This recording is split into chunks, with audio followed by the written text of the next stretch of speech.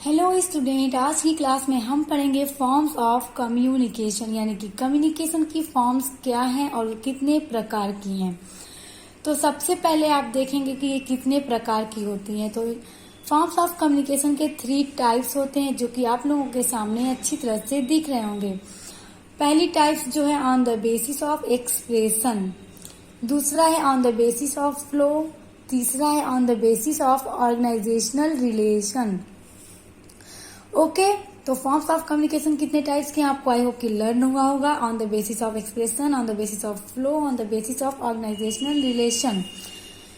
उसके बाद on the basis of expression में 3 टाइप्स के होते हैं, ओरल, रिटेन एंड जेस्टर्स।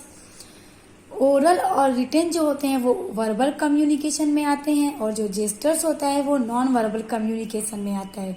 यानी कि अगर आपके पेपर में क्वेश्चन आ जाए कि नॉन वर्बल कम्युनिकेशन क्या है, तो आप जेस्टर्स के बारे में बता सकते हैं, वर्बल में आप इन दोनों को एक्सप्लेन कर सकते हैं।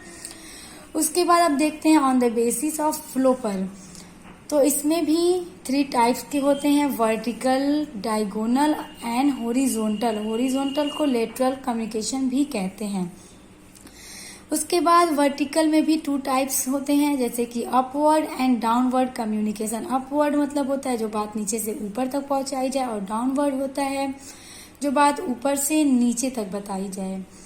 उसके बाद आता है on the basis of organisational relation में भी 2 टाइप्स के होते हैं, formal and informal communication.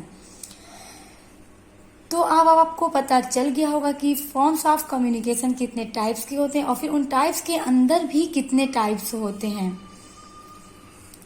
So student, अब आप सोच रहे होंगे मैम ने बस एक डायग्राम बना के दिखा दिया है। तो मैं बता दूं कि डायग्राम तो सबसे ज़्यादा इंपॉर्टेंट होता है एग्जाम के लिए। अगर एग्जाम में आप डायग्राम बनाकर लिखेंगे अपनी कॉपी में, तो डायग्राम पे नंबर ज़्यादा मिलते हैं और आपके मार्क्स ज़्यादा गेन करने के चांसेस होते हैं।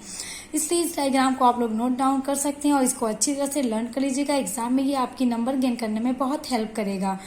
सो स्टूडेंट, मैं आपको एक बात और बता दूं कि इन सब कम्युनिकेशन को मैं अलग अलग से एक्सप्लेन करूंगी पार्ट 2 में। इस वजह से अगर आप लोगों को इसका एक्सप्लेनेशन पूरा अच्छी तरह से पढ़ना है, तो आप इसके पार्ट 2 में देखकर सब कुछ अच्छी से पढ़ सकते हैं। तो पहले तो आप इतना लर्न कर लीजिएगा फॉर्म ऑफ कम्युनिकेशन क्या है। तो आई होप कि आपको फॉर्म्स ऑफ कम्युनिकेशन अच्छी तरह से पता चल गया होगा। तो अगर आपको पता चल गया है तो वीडियो को लाइक, कमेंट, शेयर जरूर कर दीजिएगा। मेरे चैनल को जरूर सब्सक्राइब कीजिएगा। मिलते हैं नेक्स्ट वीडियो के साथ।